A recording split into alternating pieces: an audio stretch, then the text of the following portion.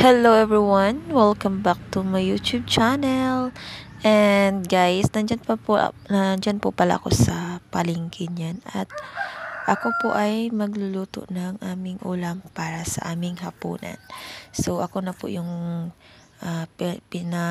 pinapaluto ni Auntie Pona.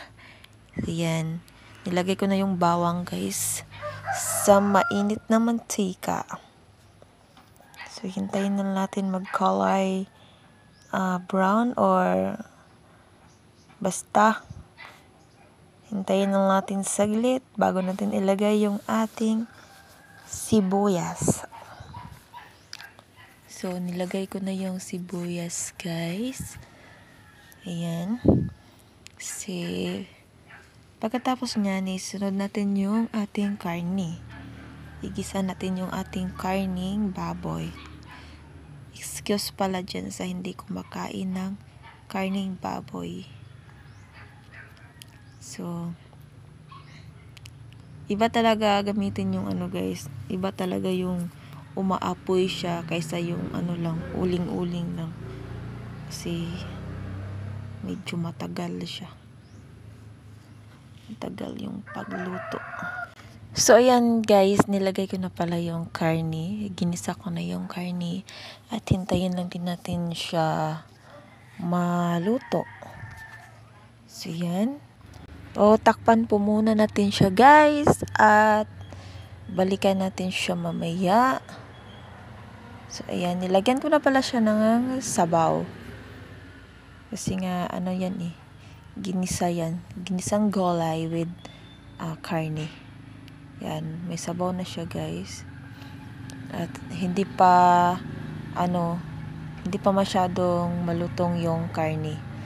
Kaya takpan ulit.